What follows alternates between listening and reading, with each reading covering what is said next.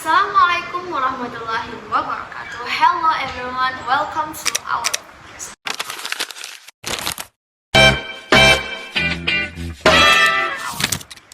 are delighted to have you with us in today's episode. This podcast is a space where we can share ideas, get new insight from different perspectives, and explore solutions to issues that are closely related to our daily lives. In this episode, we are going to discuss a very interesting and quite sensitive topic that has recently gained attention in our community. So, together with these amazing young people, we all explore that issue, exchange opinions, and discover new insight that can broaden our understanding and inspire us all. My name is Nazia, Alfa, Rezkia, and I'll be your host for today's episode. Before we begin, let's get to know our guests a little better. Hello, good evening, guys. Good evening. How are you today? So first of all, we are fine. Maybe from our audience need to know from our guests. From here, maybe you will introduce yourself first. Okay, let me introduce myself. My name is Haura Nursyifa. I'm from Nazia, and I am 20 years old. I'm from English Education Department and the class of 2024. Okay, next. Let me introduce myself. My name is Fitria Andriani, and I'm from Tanjung. And now I was 22 years old, and I'm in the class 2024 A English Education Department. Yes. Hello everyone, my name is Nahjatussabila, and I'm from Banjarmasin too, and I'm 20 years old. I'm from English Education Department, class of 2024. Okay, I see from your face arrow you are really quite happy. So happy for our podcast today. Why? Maybe from Miss Haura? Okay, maybe this is not happy, but very nervous. Okay. I realized that I'm very nervous because this is my first time to invited as a speaker. So yeah, I just nervous. Okay. Next, from Miss Fitria. Before I said thank you to you because you was invited me in the podcast, in the inspirative podcast you did. Okay, so next from Miss Nahjatus. Honestly, my face look happy, but inside I'm very nervous. And for your information, this is my second podcast, Okay. and I still feel a little bit nervous. So you have practiced before? Yeah. On this. Everyone, in today's episode, we'll be discussing an issue that frequently occurs in school, that is bullying. So, although bullying is sometimes dismissed as a joke or harmless issue, so it can have serious consequences for its victim, both physically and emotionally. It can cause someone to lose self-confidence, feel isolated, and even affect their mental health and academic performance. So, now, let's look at a real case. I will read it. This is news. This is a new news. On May 13, 2026, a news report highlighted a bullying incident that occurred at a private school in Banjarmasin, Sulawesi. A 14-year-old student, identified as RZM, became the victim of bullying by one of his classmates. As a result, RZM became unwilling to attend school and experienced emotional trauma Eventually, his parents decided to transfer him to another school. So, however, the situation did not end there.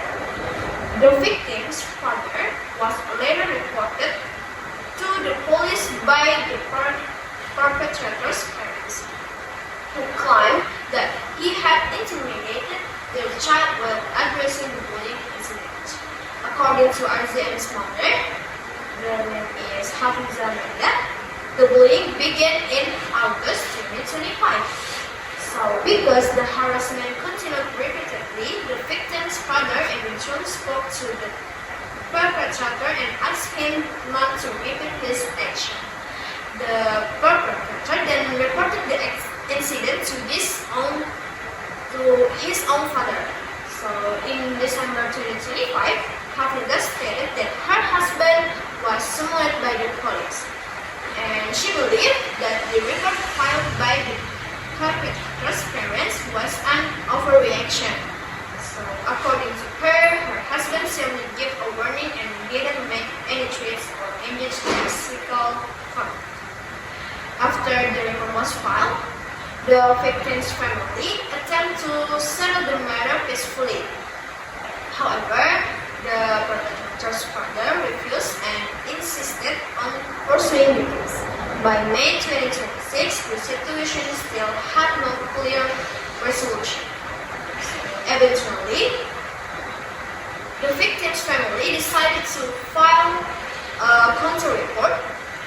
Hafizah reported the case to the South Kalimantan Regional Police under Article 76C in conjunction with Article 18, Paragraph 1 of Law Number 25 of 2014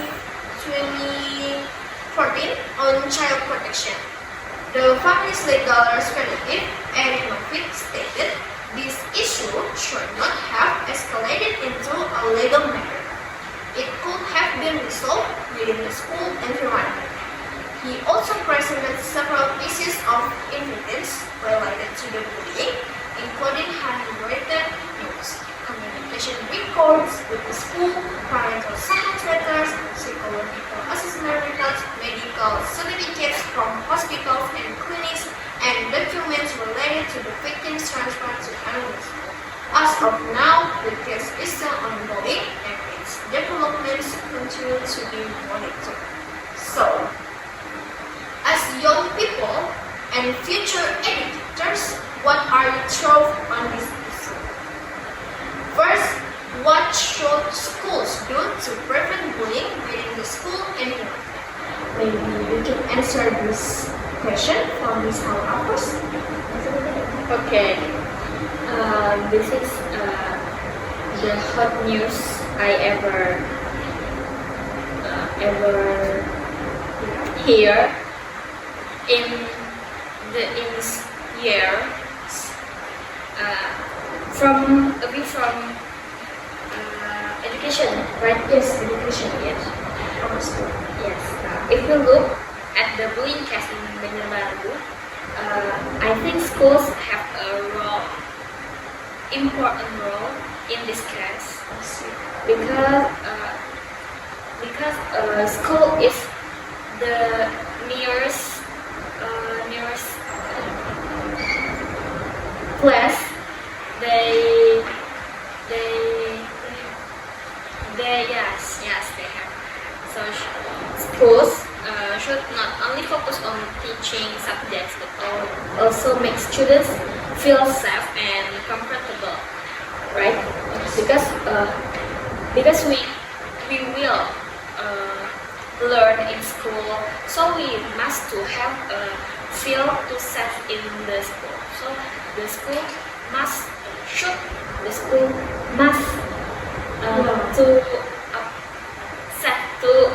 to make a safe place to the students. When bullying happens, schools need to act quickly. They should have helped the victim and guide the bully to change their behavior and work together with parents to solve the problem. So I think the school must to quick to do quick. That's nice answer. How about from Miss Fitria? I think that school have an important role in stopping bullying. School should make clear rules that bullying is not allowed. But teachers can also pay attention to how students treat each other and make action quickly if they see any mistakes. Okay, nice. So, nice answer too. How about from Miss Nahjatussabila? And honestly, I completely agree with their answer. And then, in my opinion, preventing bullying cannot only be done after a bullying case has already happened. And what is more important is how schools can create an environment where bullying is not seen as something normal from the beginning. And from what I have seen, sometimes the way some schools handle bullying case is just through a short mediation, and then told students to apologize each other. And formally, the case may be finished, but emotionally, it is not always solved. And that is why I think schools should be more active in educating students about empathy, about respecting these differences, and understanding the impact of bullying on mental health.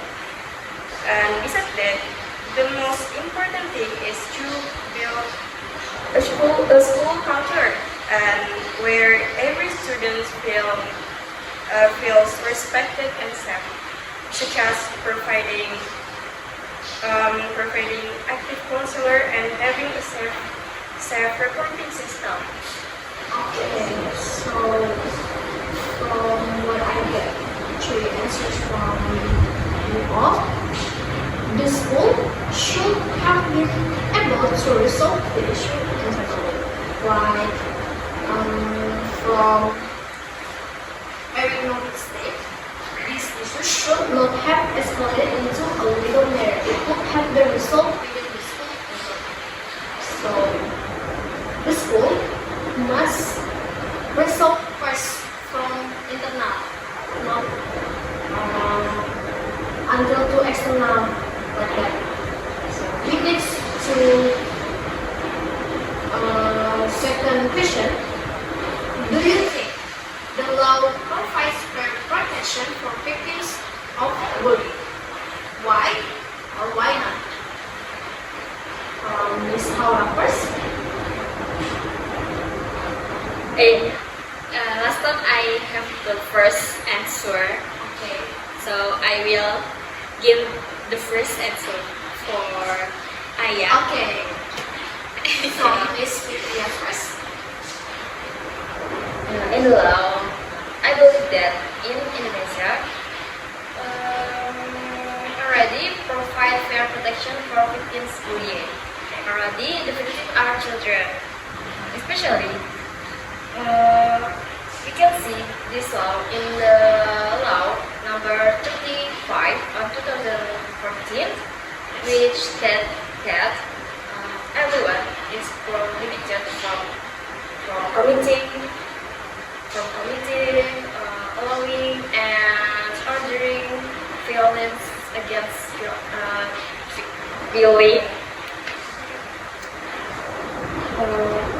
And in the article 76 in conjunction with article 96 paragraph 1, that the perpetrators can be punished with up to years and 6 months prison and or a fine up to 72 million rupiah. The punishment may seem very serious for everyone, but many people don't realize that they do any mistakes of violence. Even though there was many of evidence, the victim still didn't receive full protection in the law. Okay. That's so nice. This answer. How about Miss Nahjatussabila? Okay, from legal perspective, if we are as whether the law has provided protection for victims of bullying, I think this question cannot simply be answered with yes or no. If we look at it from a legal perspective, the government has already provided legal basis to protect victims. However, as member of society who follow this case, what people often question is not only the law itself, but how the law implemented, and are all people really treated equally before the law, especially when certain individuals have power, influence, or important position. And that is why I think the most important thing is not only law enforcement but also transparency. This allows the public not only to see final result but also understand how the process beside it. And if transparency are strong, public trust can also be maintained more easily. That's all. Okay, thank you from Miss Nahjatussabila. Next, here and the answer from Miss Haura. Okay, from our perspective, actually Indonesia already has laws that protect children and all people in the Indonesia. So, however, the Banjarbaru has made many people question whether this protection is working well enough. If the police will take the case from the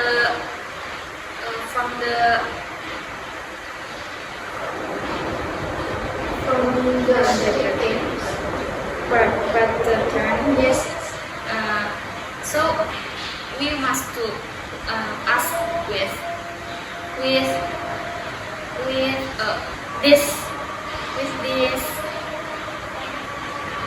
laws in Indonesia. Why? Yeah. Yes. Oh yeah. Many people have concern because the victim's father also face legal issues while trying to define his child. Yes. I realize that if I am being a parent, I will do that too. I ever hear that the father of the victim just talk with kindly, not like you like that. So this is so normal for a father like will protect his children, his child. That's why the law should be fair and transparent, like Miss Nahjatussabila said last time. Everyone should be treated equally, no matter their position or background. Even the perfect treatment is important people. This is normal. We can normalize this.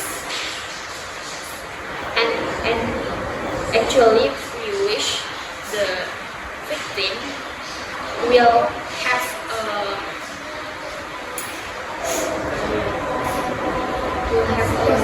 justice, yes, from the police and the school. Okay, that's nice. From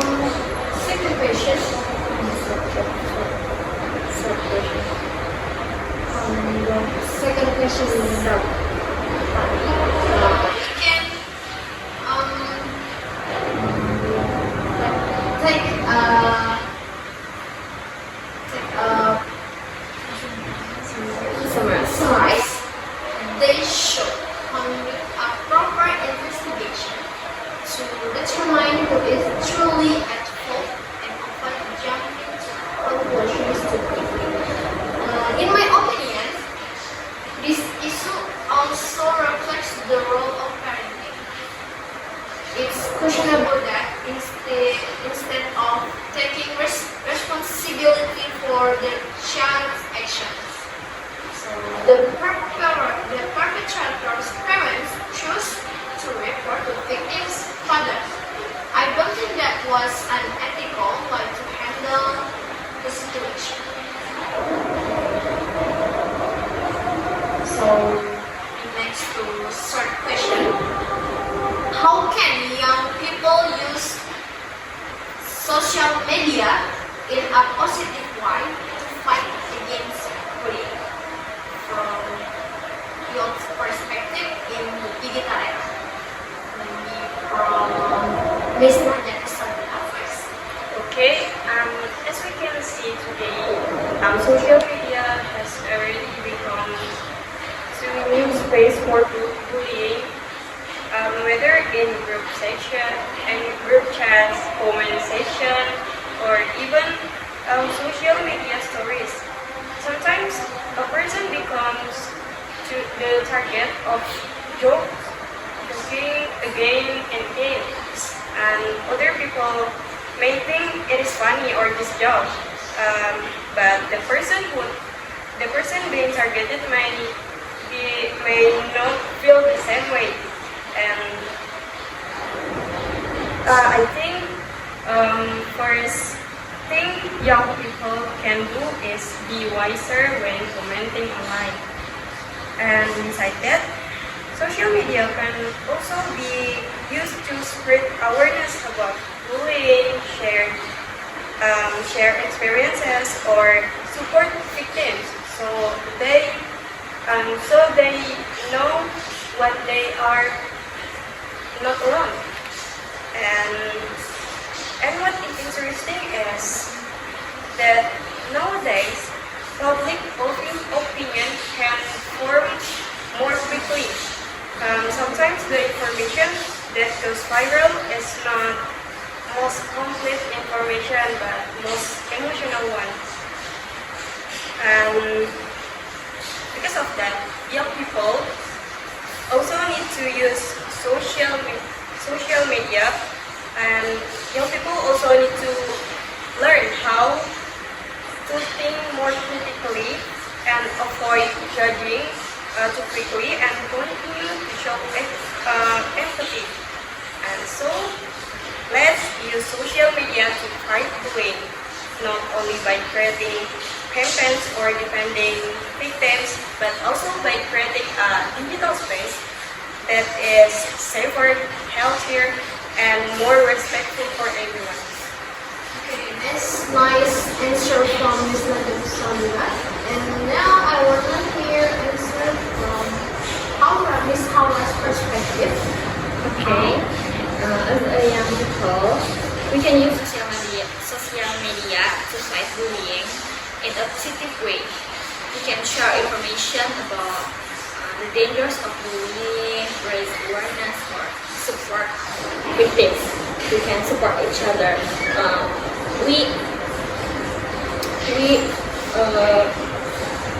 Do you ever hear in TikTok like girl support girl? Yes. No, but I think this is not about girl or girl, but we must to support each other, even boy or girl, boy with girl with boy. Like we must to have respect to each other. So we can use the social media as a positive way, positive way. But we also need to be wise when using social media. We should not attempt to bully others while trying to define the victim. Before sharing information, we should make sure is it true or no. In this way, social media can become a place to spread kindness and support.